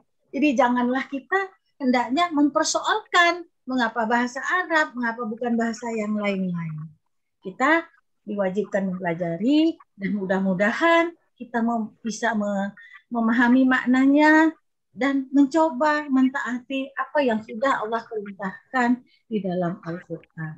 Demikian Pak Ustadz dan sahabat-sahabat Al-Quran yang saya cintai, ringkas risalah yang dapat saya sampaikan dari juz 24. Kurang lebihnya saya mohon petunjuk dan arahan, masukan teman-teman semua. Billahi taufik wal hidayah. Assalamualaikum warahmatullahi wabarakatuh. Waalaikumsalam. Waalaikumsalam warahmatullahi wabarakatuh. Alhamdulillah. Ya Pak, silakan ada Ada tanggapan? Iya. Jazakillah khairan katsir Ibu Ustazah. Alhamdulillah. Saya apresiasi Ibu ya Bu Izi sama Bu Irianti ini semangat sekali. Saya senang saya. Nah, ini ternyata dengan kegiatan tadabbur ini ternyata ya kita bisa terpacu, termotivasi. Nah, ini alhamdulillah. Dan akhirnya semangat untuk mempelajari Al-Qur'an itu luar biasa. Iya, dan ternyata setelah dipelajari malah tambah rindu, Bu ya. Benar sih Pak Ustadz, benar Pak. Tambah rindu, nah seperti itu. Jadi memang Ibu, kalau kita lihat di dalam surat 14 ayat 4. 14 ayat 4. Iya. Surat Ibrahim, Pak Ustadz. Iya, Bu. Ayat 4. Boleh saya baca, Pak Ustadz? Silakan, Ibu. A'udzubillahi minasyaitonirrajim. Bismillahirrahmanirrahim. Surat Ibrahim ayat 4. Dan kami tidak mengutus seorang rasul pun, melainkan dengan bahasa kaumnya. Nah, Allah menjelaskan, A'udzubillahi minasyaitonir wa ma arsalna mir rasulin illa bilisani qaumi. Jadi, mohon maaf, kalau rasulnya dulu mungkin diturunkan di Sumatera Utara pasti pakai bahasa Batak. Yeah. Kalau diturunkan di Ambon pakai bahasa Ambon. atau mungkin pakai bahasa Indonesia ininya. Tapi karena ini mohon maaf diturunkan di Arab, maka Rasul Nabi Musa diturunkan ya bahasa kaumnya. Bukan cuman Quran saja yang diturunkan dalam bahasa kaum, semua. Nah, di sini disebutkan di dalam ayat tadi, Allah menjelaskan di dalam ayat tadi, wa ma arsalnaka mir rasulin, tidaklah kami mengutus seorang rasul ya illa bilisani qaumi, kecuali bahasa kitab yang diturunkan itu sesuai dengan bahasa kaumnya. Untuk apa? Liyubayyina lahum. Nah, supaya apa? Supaya bisa menjelaskan. Nah, kalau mohon maaf, ini tadi kalau dia turunnya orang Arab pakai bahasa Jawa kan nggak mungkin. Rasulnya sendiri aja mesti bingung. Ya nggak mungkin. Itu ternyata mohon maaf sudah diturunkan pakai bahasa kaumnya saja. Coba lihat sekarang surat 25 ayat 4. Surat 25 ayat 4. Ayat 4 ayat 5. Surat Al-Furqan. Iya, Bu. Ayat 4 ayat 5. Boleh saya baca, Pak Ustadz? Silakan, Ibu. A'udzubillahi minasyaitonirrajim. Bismillahirrahmanirrahim. Dan orang-orang kafir berkata, Al-Quran ini tidak lain hanyalah kebohongan yang mengada-ada oleh dia, Muhammad, dibantu oleh orang-orang lain. Sungguh, mereka tetap berbuat zalim dan dusta yang besar. Coba, ya, mereka mengatakan, A'udzubillahi minasyaitonirrajim. Wa qala alladziina kafaru. Dan orang-orang kafir itu berkata, ya, disebutkan in hada illa ifkun iftara. Nah, disebutkan bahwa Al-Qur'an ini tidak lain hanyalah kebohongan yang diadakan. Wa a'anahu alaihi qaumun akharun. Nah, ya diadakan oleh Rasulullah, nah, dan dibantu oleh orang-orang lain. Nah, seperti itu. Jadi orang Arab itu sendiri mengatakan kalau Quran ini ya itu cuma bohong-bohongan aja ini. Nah, seperti itu. Ya, kemudian oleh karena itu maka di akhir ayat Allah menjelaskan ya faqad ja'u dzulman wa zura, sungguh mereka telah berbuat zalim dan dusta yang besar. Mereka sendiri mohon maaf Ibu, ya. Rasulullah Shallallahu Alaihi Wasallam lahir di tengah-tengah mereka sejak kecil. Dia tahu persis bahwa Rasulullah nggak pernah sekolah, nggak pernah belajar. Dia ummi, dia buta huruf. Nah, tapi kemudian dan sebelum Rasulullah menjadi Rasul, beliau itu mendapat gelar Al-Amin, yang paling dapat dipercaya, akhlaknya yang paling mulia. Semua yang disampaikan itu kebenaran karena beliau tidak pernah bohong sekalipun. Dipilih oleh Allah menjadi Rasul dengan harapan, ya, kalau dia menyampaikan sesuatu langsung orang itu bisa percaya. Karena apa? Karena dia sejak kecil nggak pernah bohong. Dia terkenal sebagai Al-Amin yang paling bisa dipercaya. Tapi kenyataannya ketika menyampaikan Quran, ya, mereka tetap saja menganggapnya itu bohong. Bahkan di ayat 5-nya, ayat 5-nya, ya baik Pak Ustaz. Dan mereka berkata, itu hanyalah dongeng-dongeng orang-orang terdahulu yang diminta agar dituliskan. Lalu dibacakanlah dongeng itu kepadanya setiap pagi dan petang. Loh, jadi karena di sini ada kisah-kisah para nabi dan rasul, dikiranya cuma dongeng. Padahal, mohon maaf Bapak dan Ibu, coba dibuka 11.120.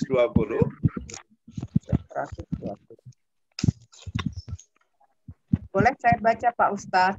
Silakan Ibu. A'udzubillahiminasyaitonirrajim. Bismillahirrahmanirrahim. Dan semua kisah rasul-rasul kami ceritakan kepadamu Muhammad, agar dengan kisah itu kami teguhkan hatimu.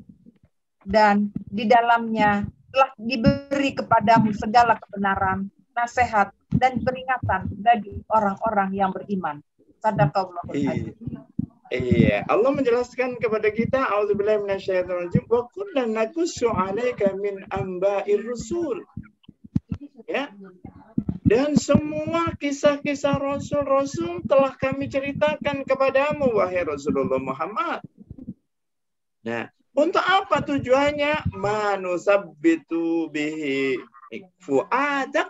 Nah, untuk meneguhkan hatimu. Karena hidup ini ujian, maka soal-soal ujian yang akan diujikan oleh Allah kepada kita, itu sudah diujikan oleh Allah kepada orang-orang sebelum kita. Oleh karena itulah, ini disampaikan oleh Allah di dalam Al-Quran, ya, untuk menjadi pelajaran buat kita dalam rangka untuk meneguhkan hati kita. Nah, di sini, karena mereka mengatakan itu karangan, ya, maka Allah menjelaskan di dalam lanjutan ayat tadi, ya disebutkan waja'aka, ya, fi hadhil haq, dan ternyata semua yang disampaikan ini adalah semua kebenaran. Jadi itu bukan cerita, tapi betul-betul terjadi bahwa Nabi Ibrahim ketika diutus dulu dengan Raja Namrud, nah seperti itu. Nabi Musa dengan Fir'aun, ya seperti itu kejadiannya. Nabi Yusuf, itu semuanya seperti itu. Nah, tujuannya untuk apa? Lanjutan ayat tadi, ya, wa mau itu untuk menjadi pelajaran, untuk menjadi peringatan. Karena hidup ini ujian, nah itu kita akan diuji dengan itu semuanya. Nah, kalau boleh disimpulkan, hidup ini ujian. Soal ujiannya sudah dikasih tahu, jawabnya sudah dikasih tahu. Ya, soal ujiannya sudah dikasih tahu di dalam Quran ini, jawabannya pun sudah dikasih tahu. Menunjukkan bahwa mohon maaf Bapak dan Ibu, ya, nah, Allah itu begitu sayangnya kepada kita, harapannya semua kita itu lulus. Tapi kenyataannya apa? Mereka ternyata enggak. Ya, mereka ternyata enggak mau. Mereka ternyata enggak mau. Belum apa-apa sudah menolak. Oleh karena mereka belum apa-apa sudah menolak duluan. Oleh karena itu, ya, maka kalau kita lihat di dalam surat Al-Baqarah ayat 2, Allah ingin mengajarkan kepada kita, a'udzubillahi minasyaitonirrajim, dibuka dengan alif lam mim. Ketika Rasulullah menyampaikan itu, semua perhatian tertuju kepada Rasulullah Shallallahu Alaihi Wasallam. Karena apa? Dalam tata bahasa Arab nggak ada kalimat seperti itu. Ini apa sebetulnya? Jadi semua perhatian tertuju pada Rasul. Nah, ketika semua pusat perhatian sudah tertuju pada Rasul, baru disampaikan ayat yang kedua, Zalikal kitab la raiba fi hudal lil muttaqin. Ini kitab Al-Qur'an tidak ada keraguan di dalamnya, semuanya benar. Jadi kalau kita menjadi pedoman bagi kita. Jadi untuk belajar Quran itu yang pertama mesti yakin bahwa Quran itu benar.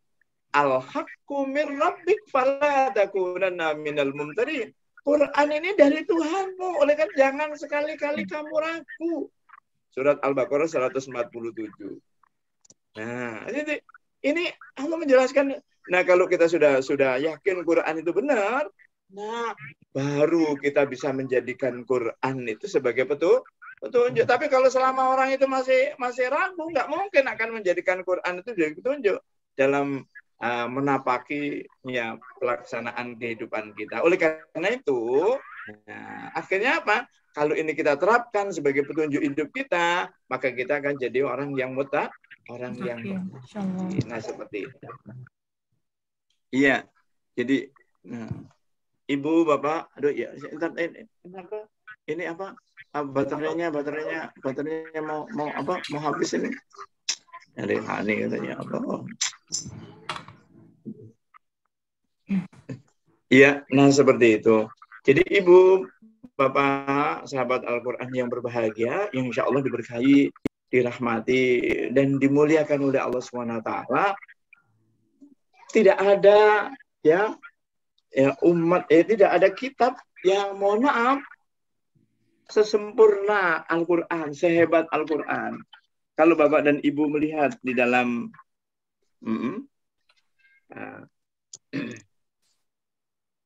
surat 6 ayat 115. Surat 6 ayat 115.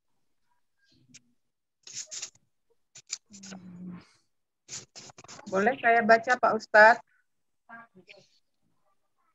Silakan. Ya silakan Ibu. Surat Al-An'am ayat 115. Iya Bu. Dan telah sempurna firman Tuhanmu, Al-Quran dengan benar dan adil. Tidak ada yang dapat mengubah firman-Nya. Dan Dia Maha mendengar, Maha mengetahui. Sadaqallahul adzim. Ibu, Bapak, ayat ini menegaskan pada kita, a'udzubillahi minasyaitonirrajim, wa tammat kalimatu rabbika sidqa wa adla. Telah sempurnalah kalimat Tuhanmu yang benar dan adil. Kalau bicara tentang kebenaran, bicara tentang keadilan, sudah tamat kita loh. Quran itu sudah tamat, nggak ada yang tidak dibahas. Semuanya ada di sana. Oleh karena itu, kalau ada orang yang ingin memperjuangkan kebenaran dan keadilan, nggak pakai Quran, bohong. Kenapa? Karena Quran itu sudah membahas tentang kebenaran dan keadilan itu sudah tamat. Terus kemudian ditegaskan, la mubaddila li kalimati, tidak ada yang bisa merubah kalimat-kalimatnya. Dijaga sedemikian rupa, beda mohon maaf Bapak dan Ibu dengan kitab-kitab yang sebelumnya. Kalau kitab-kitab yang sebelumnya mohon maaf, itu sekarang kenapa? Karena mohon maaf, dulu seperti Nabi Musa. Nabi Musa diutus, risalahnya dengan mukjizatnya beda. Ya, risalahnya dengan mukjizatnya beda.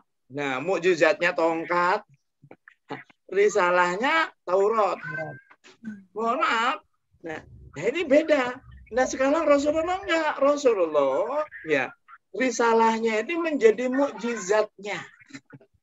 Ya, oleh karena itu walaupun Rasulullah sudah wafat, ini ada, ya ternyata dijamin. Ini menjadi jaminan. Nah, di samping ayat ini ada lagi dalam surat 15 ayat 9.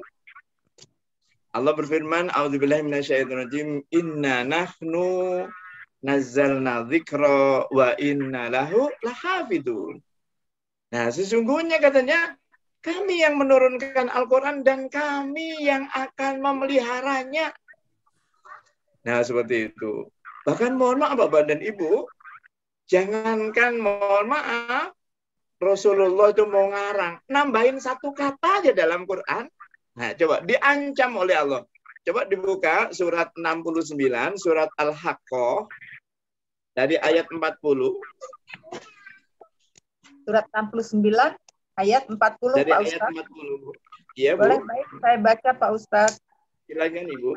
A'udzubillahi minasyaitonirrajim. Bismillahirrahmanirrahim. Sesungguhnya ia Al-Quran benar-benar wahyu yang diturunkan kepada Rasulullah yang mulia. Shadaqallahul azim. Terus. Dan ia Al-Quran bukanlah perkataan seorang penyair. Sedikit sekali kamu beriman kepadanya. Itu 41. Terus. Dan bukan pula perkataan tukang tenung. Sedikit sekali. Dan bukan perkataan tukang tenung. Sedikit sekali kamu mengambil pelajaran darinya. Iya, ayat 40 Allah menjelaskan bahwa Quran itu diturunkan merupakan wahyu Allah yang diturunkan kepada Rasul yang mulia. Quran itu bukan perkataan disebutkan bukan perkataan seorang penyair. Ya, disebutkan di sini sedikit kan kamu beriman. Quran itu bukan perkataan tukang tenun. Sedikit sekali kamu dapat mengambil pelajaran. Allah menegaskan di ayat 42-nya. Ia bukan perkataan tukang ayat 43, mana ayat 43. Ia Al-Quran adalah wahyu yang diturunkan dari Tuhan seluruh alam. Terus? Dan sekiranya dia Muhammad mengada-adakan sebagian perkataan atas nama kami, pastilah kami pegang dia pada tangan kanannya. Kemudian kami potong pembuluh jantungnya. 46, Pak Ustaz. Jadi coba. Ini jaminan bahwa Quran itu 100% dari Allah. Kalau Rasulullah nambahin satu kata aja. Akan kami potong pembuluh jantungnya dan tidak ada orang yang bisa menghalang-halanginya. Nah, seperti itu. Ini sebagai jaminan bahwa Quran itu betul-betul 100% dari Allah. Nah, seperti itu.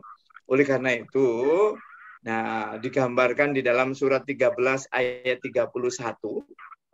Surat 13 ayat 31. Surat Yusuf, surat Ar-Ra'd. Surat Ar-Ra'd ayat 31. Boleh saya baca, Pak Ustaz? Iya, Bu. Bismillahirrahmanirrahim. Dan sekiranya ada suatu bacaan kitab suci, dengan itu gunung-gunung dapat diguncangkan dan bumi dapat terbelah, atau orang yang sudah mati dapat berbicara. Itulah Al-Quran. Sebenarnya segala urusan itu milik Allah. Maka tidakkah orang-orang yang beriman mengetahui bahwa sekiranya Allah menghendaki semua orang beriman, tentu Allah memberi petunjuk kepada manusia semuanya. Dan orang-orang kafir senantiasa ditimpa bencana disebabkan perbuatan mereka sendiri.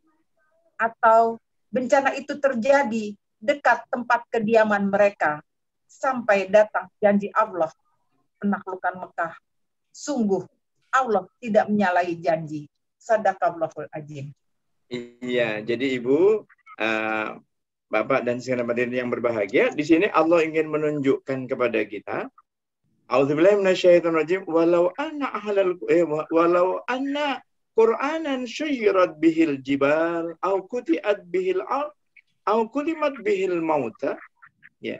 Dan sekiranya ada bacaan kitab suci yang dengannya gunung-gunung itu dapat diguncangkan, atau bumi jadi terbelah, atau orang-orang yang mati dapat berbicara, itulah Al-Quran. Itu menunjukkan bahwa begitu dahsyatnya Al-Quran. Nah, ini menunjukkan bahwa Quran ini memang benar-benar betul-betul dari Allah dan isinya luar biasa. Karena apa? Tidak ada bahasa yang mohon maaf yang sekaya bahasa Al-Quran, bahasa Arab. Nah, bahkan mohon maaf Bapak dan Ibu, bahwa bahasa Indonesia ini pun mohon maaf, yang mereka mengatakan orang yang itu Arab-Araban disebut kadrut. Jadi mohon maaf. Nah, mohon maaf, kalau bahasa Indonesia itu bahasa Arabnya diambil, mohon maaf, kita tuh nggak punya, Bu. Bahasa. Mohon maaf. Ya, bahasa akal itu bahasa apa, Bu? Iya. Bahasa Arab, kan? Jadi kalau itu diambil, kita berarti kan nggak punya akal, Bu. Indonesia itu nggak punya. Nggak punya. Akal itu bahasa Arab. DPR, MPR, nggak ada. Itu semuanya dari musyawarah. Ya. Nah, iman, takwa. Jadi itu semuanya dari majelis bahasa Arab. Iya, makanya itu jadi DPR, MPR itu semuanya. Lah kalau nggak ada mau kemana? Kok sekarang mereka jadi mungkin tadi kan kalau mereka nggak ini tadi itu coba dan akal itu dari bahasa Arab. Jadi kalau kita mau kita nggak mau pakai itu, kita nggak punya akal. Nah seperti itu. Jadi mereka ngomong itu mau terus terang. Jadi mereka tidak punya alasan apa, cuma mengikuti nafsunya. Oleh karena itu, maka di dalam surat 45 ayat 23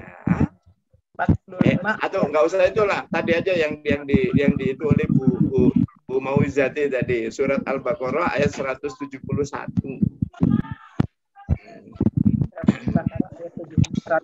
Iya, 171 tadi sudah diungkap oleh Bu Mauizati. Nah.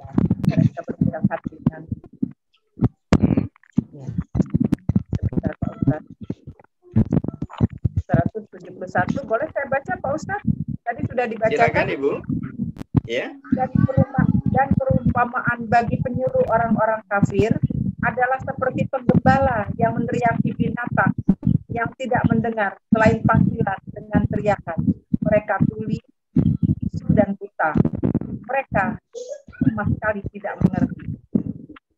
Iya, Allah menjelaskan a'udzubillahi minasyaitonir rajim. Masalul ladzina kafaru. Ya. Jadi perumpamaan orang-orang yang menyeru kepada orang-orang yang kafir, kamasalil ladzina yun'iku bima la yasma'u ila du'a wa nida'a. Nah, seperti orang yang menyeru binatang ternak, ya. Jadi seperti seorang penyeru atau pengembala yang meneriaki binatang-binatang ternak. Nah, mohon maaf, yang namanya binatang ternak, dia punya telinga, punya mata, punya hati, punya otak, punya. Tapi coba yang sering saya sampaikan, kambing atau sapi.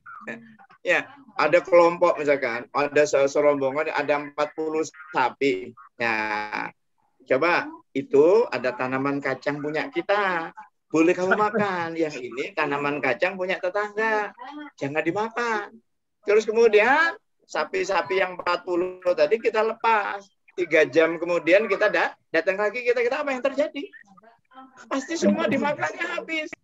Apa dia tidak dengar? Apa dia tidak melihat? Tidak melihat. Apa dia tidak punya hati? Punya hati. Apa nggak punya otak? Punya otak. Tapi tidak bisa menerima kebenaran. Jadi lah kalau manusia yang punya telinga, punya mata, punya hati dan punya otak, kemudian dinasehatin, diingatkan, mohon maaf, nggak bisa juga kata Allah. Apa bedanya dengan binatang? Apa bedanya dengan binatang? Bahkan mohon maaf Bapak dan Ibu, orang-orang apa diibaratkan lebih rendah daripada binatang. Coba dibuka surat 8 ayat 55. Surat 8 ayat 55.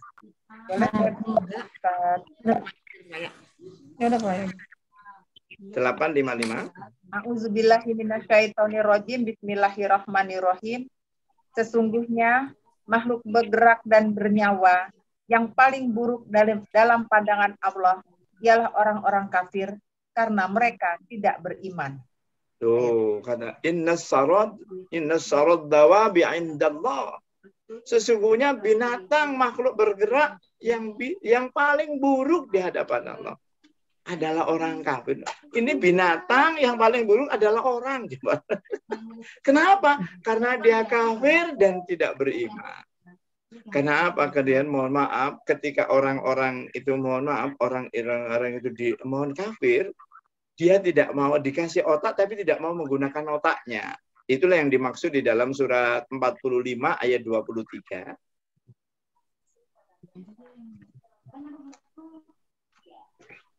Pak Ustadz boleh tanya Pak Ustadz?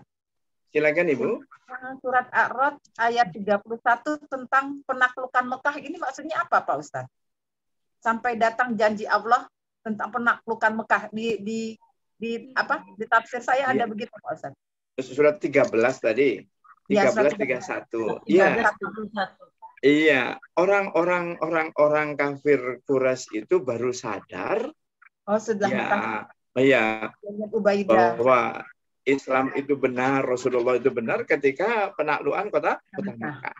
Ya, baru sadar ternyata ya orang yang dulu Rasulnya dulu dikejar-kejar ini yang jumlahnya sedikit kemudian dia ke sana, ternyata itu yang bisa ketika Rasulullah Shallallahu Alaihi Wasallam hijrah, ya itu bahwa orang yang beriman dari kota Mekah ke Madinah itu nggak sampai 100 orang. Ya. Tapi ketika Rasulullah Shallallahu Alaihi Wasallam kembali, ya melaksanakan haji wada, ya itu membawa 145.000. Ya. Nah, berangkatnya nggak sampai 100, kembalinya 145.000. Berapa persen? 1.000%. 100%. Udah lebih, benar. 100, nggak sampai 100, jadi 145.000 orang. Coba bayangin. Di atas 1.000%. Ada, mohon maaf, hanya dalam kurun waktu 10 tahun. Padahal dulu di Mekah selama 13 tahun. Nah, ini menunjukkan mereka baru. Ya. Nah, ternyata mereka baru sadar. Ya, ternyata itu tadi bahwa Islam ini yang benar. Mereka dari orang itu baru ngerasa itu. Oleh karena itu setelah perjanjian Hudaybiyah turun surat Al-Fat, itu mulai orang-orang Mekah itu banyak yang masuk Islam. Nah seperti itu. Iya, nah seperti itu. Terima kasih Pak Ustadz. Sama-sama Ibu. Silakan yang mau bertanya monggo.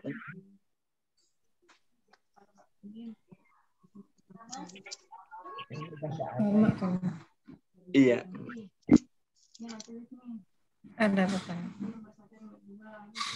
Mbak Arina, boleh nanya Pak Ustadz?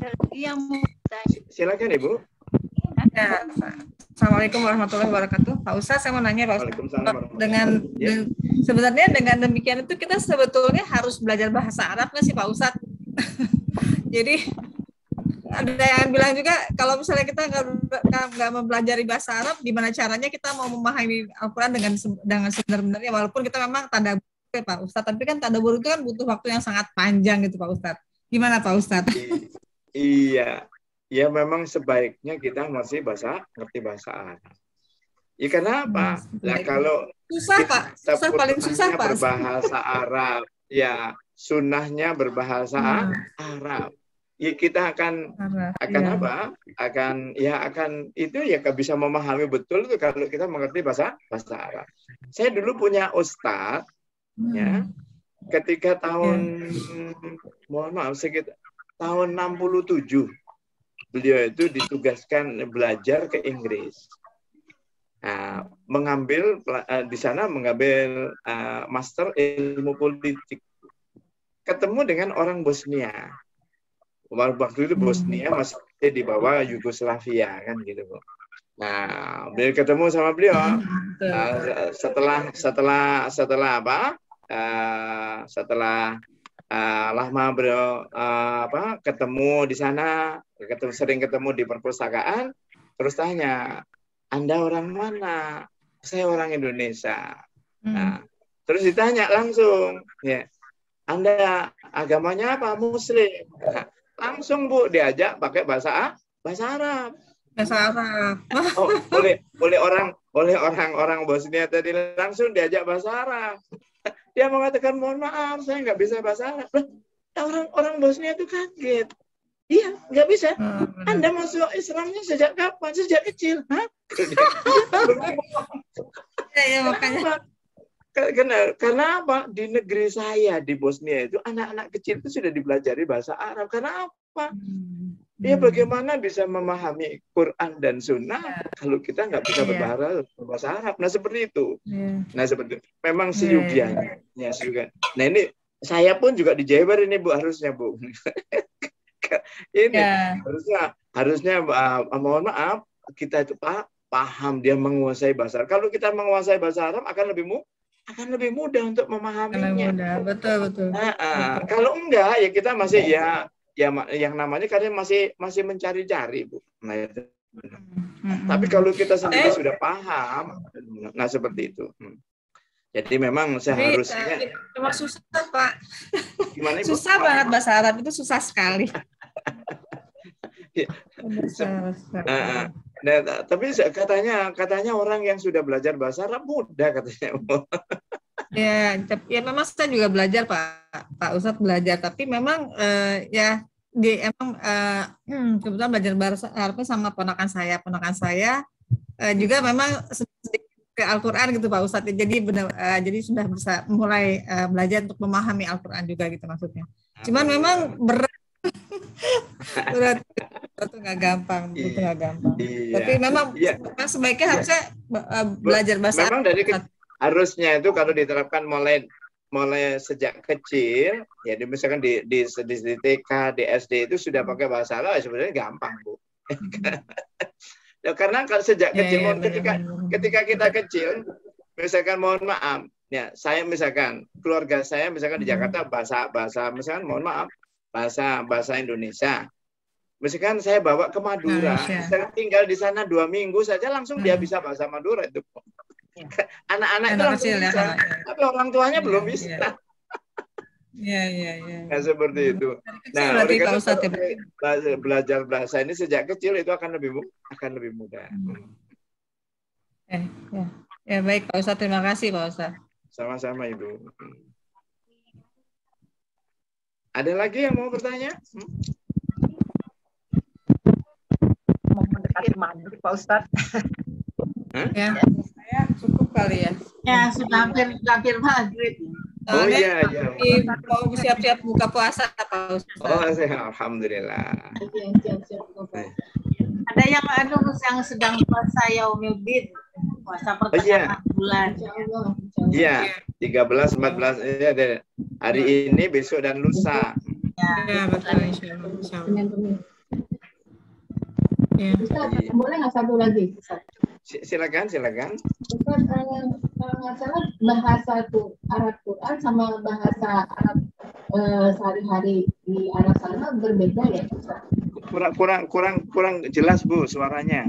Ini bahasa Arab di Al-Quran dengan bahasa Arab sehari-hari gitu, bangsa Arab itu berbeda ya, Ustaz? Oh iya.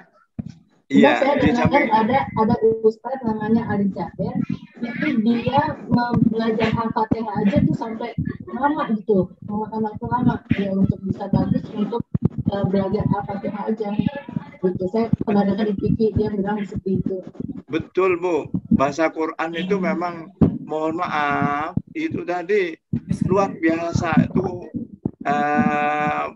ya ini ya kaya menurut. Jadi satu ini karena mempunyai arti yang luar biasa.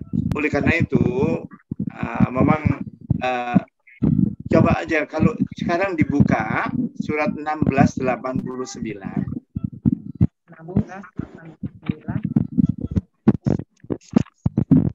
Boleh saya baca Pak Ustadz? Ya, silakan Ibu. A'udzubillahi minasyaitonirrajim. Bismillahirrahmanirrahim. Dari tengah ayat ya. Mohon maaf, dari tengah ayat, Bu. Dari kitab Al-Qur'an ini kami turunkan kepadamu. Dan kami turunkan kitab Al-Qur'an kepadamu untuk menjelaskan segala sesuatu sebagai petunjuk, sebagai rahmat dan kabar gembira bagi orang-orang yang berserah diri. Shadaqallahul adzim. Ya, Allah menjelaskan ya di dalam surat 16 ayat 89 tadi ya. Jadi disebutkan wa nazzalna 'alaikal kitab, dan kami turunkan kitab Al-Qur'an ini kepada kamu wahai Rasulullah. Untuk apa? Tibyana likulli syai', menjelaskan tentang segala sesuatu. Jadi Quran itu isinya penjelasan tentang segala sesuatu. Apa saja sebenarnya permasalahan hidup kita ada di dalam Al-Quran. Dijelaskan semuanya. Asal kita mempelajarinya dari depan sampai belakang. Itu semua permasalahan hidup kita, nggak ada satupun yang tidak dibahas. Wahuda, penjelasan tentang segala sesuatu. Jadi sudah memberikan petunjuk tentang segala sesuatu, juga penjelasan tentang segala, dan juga petunjuk tentang segala sesuatu. Yang kemudian warahmah, dan Quran ini merupakan rahmat yang paling besar yang diturunkan oleh Allah bersama-sama Rasul. Oleh karena itu kata Allah wabusro, ya, dan ini merupakan kabar gembira bagi siapa? Lil muslimin, bagi orang-orang yang tunduk dan patuh. Nah, kita bisa merasakan itu semuanya, ya, bisa merasakan itu semuanya kalau ketika kita mempelajarinya. Coba digunakan surat 38 ayat 29. 8 ayat 38 29. 38 ayat 29 surat Shad ya Pak Ustaz? Shad ya, surat Shad ayat 29. A'udzubillahi minasyaitonirrajim. Bismillahirrahmanirrahim. Kitab Al-Qur'an yang kami turunkan kepadamu penuh berkah agar mereka menghayati ayat-ayatnya dan agar orang-orang yang berakal sehat mendapat pelajaran. Sadaqallahul adzim. Iya, Allah menjelaskan pada kita, auzubillahi minasyaitonirrajim, kitabun anzalnahu ilaika mubarak, kitab Al-Qur'an kami turunkan penuh dengan keberkahan. Jadi jaminan yang diberikan oleh Allah kalau kita mau mempelajari Quran, mau memahami, mengamalkan, hidupnya insya Allah berkah. Bagaimana caranya? Pertama, langkah pertama, liyadabbaru ayati, tadabburi ayat-ayatnya. Dibaca, diperhatikan, dipahami. Jadi baca Quran itu supaya paham. Jadi baca itu agar kita bisa memahami. Yang kedua, waliyatadzakkaru ulul albab. Nah, setelah paham baru bisa mengambil pelajaran. Ternyata di dalam Quran ini banyak sekali pelajaran-pelajaran yang diberikan oleh Allah. Karena isinya Quran itu adalah pelajaran. Bisa penjelasan, petunjuk, dan pelajaran. Nah, sekarang kaitkan dengan surat 6 ayat 155. Surat 6 ayat 155.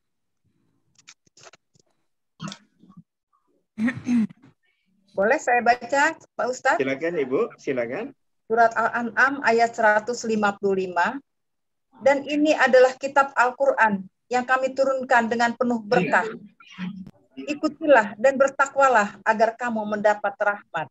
Nah, Allah menjelaskan pada kita, auzubillahi minasyaitonir hadza, ya, kitabun anzalnahu mubarak. Ini kitab Al-Quran yang diturunkan penuh dengan keberkahan. Tadi sudah ada langkah-langkah. Baca, pahami, ambil pelajaran. Nah, setelah kita ambil pelajaran, perintah selanjutnya apa? Fattabi'uhu. Ikuti. Quran itu dipahami, diambil pelajaran untuk diamalkan dalam kehidupan kita sehari-hari. Setelah diamalkan, wattaqu, ditaati. Dipatuhi betul-betul, ditaati, diamalkan dalam kehidupan. Yang perintah dikerjakan, yang larangan ditinggalkan.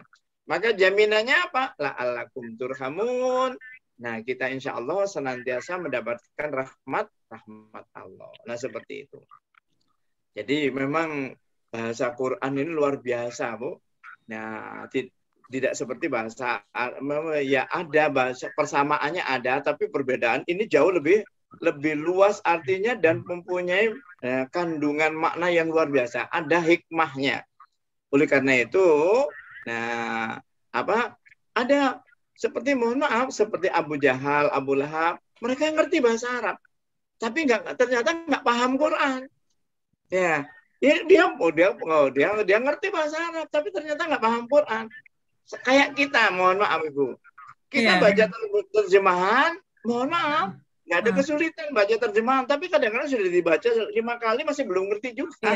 Iya, benar. Lah ya, ini sama dengan bahasa itu juga kita sudah dibaca tapi nggak ngerti-ngerti juga. Apa maksudnya? Nah, di situ ternyata ada hikmah. Nah, di dalam surat Al-Baqarah 269 Allah berfirman, "A'udzubillahi minasyaitonirrajim, yu'til hikmata may yasha wa may yu'til hikmata faqad utiya khairan katsira wa may yadhakkaru illa ulul albab." Allah memberikan hikmah kepada siapa yang dikehendaki. Hikmah itu apa? Diberikan kepahaman yang dalam tentang Al-Quran dan Sunnah. Jadi orang-orang yang itu diberikan kepahaman yang dalam, baca langsung paham, baca langsung paham. Siapa yang dikehendaki, insya Allah bisa. Orang itu kalau berkehendak, insya Allah bisa. Oleh karena dikatakan, wa mayyu'til hikmata faqad utiya khairan katsira.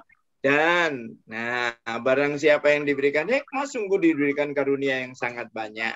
Wa mayyadzakkaru, ya disebutkan, dan tidak dan menurut illa ulil albab, kecuali orang yang mau menggunakan akalnya. Jadi kita itu baru bisa mengambil pelajaran kalau baca Quran, ternyata kalau baca Qurannya sambil mikir. Jadi kalau kita baca Quran nggak pakai mikir pasti ngantuk. Tapi kalau kita mikir, insya Allah nggak ngantuk. Nah, kalau kita sudah mikir, insya Allah baru dapat pelajaran. Itu mungkin Ibu. Ya udah mau maghrib. Ya, Pak. Iya, demikian kajian kita. Semua yang benar datangnya dari Allah dan Rasulnya. Orang saya mengajak pada diri saya pribadi, Ibu, Bapak, ayo kita coba terapkan, amalkan dalam kehidupan kita sehari-hari. Semoga Allah senantiasa memberkahi dan meridhai kita semuanya. Alhamdulillah, banyak sekarang ya ilmu-ilmu yang sudah tadi diungkap oleh para ustazah. Itu sesuatu yang luar biasa yang bisa kita jadikan pedoman dalam kehidupan kita. Ya, untuk itu kemudian Allah memberikan kemudahan, memberikan kelancaran bagi kita untuk mengamalkannya. Dan mudah-mudahan jadi ilmu yang diberkahi dan diridhai Allah SWT, yang bermanfaat bagi kita fid dini wad dunya wal akhirah. Kalau ada salah dan kurang, merupakan salah dan kekurangan saya pribadi karena kebodohan dan ketidaktahuan kami. Oleh karena dalam kesempatan yang sangat baik, izinkan kami mohon ampun pada Allah. Astaghfirullahaladzim wa atubu ilaih. Mohon maaf dan semuanya. Mudah-mudahan Allah mengampuni segala dosa dan kesalahan kita, serta menjadikan diri kita dan segenap keluarga kita sebagai hamba-Nya yang memberikan jaminan dapat meraih kesuksesan, kesejahteraan, kebahagiaan, kemuliaan, ridho dan keberkahan hidup di dunia wal akhir. Amin ya rabbal alamin. Mari pertemuan ini kita tutup dengan sama-sama baca hamdalah yang dilanjutkan dengan doa kafaratul majelis. Alhamdulillahirabbil alamin. Subhanakallahumma wa bihamdika asyhadu an la ilaha illa anta astaghfiruka wa atubu ilaik. Jadi kami cukup sekian. Billahi taufiq wal hidayah. Assalamualaikum warahmatullahi wabarakatuh. Waalaikumsalam warahmatullahi wabarakatuh. Waalaikumsalam warahmatullahi wabarakatuh. Terima kasih Pak. Terima kasih Bu Inti, Bu Irianti, semua Ibu. Saya mohon maaf. Terima kasih. Assalamualaikum warahmatullahi wabarakatuh. Waalaikumsalam.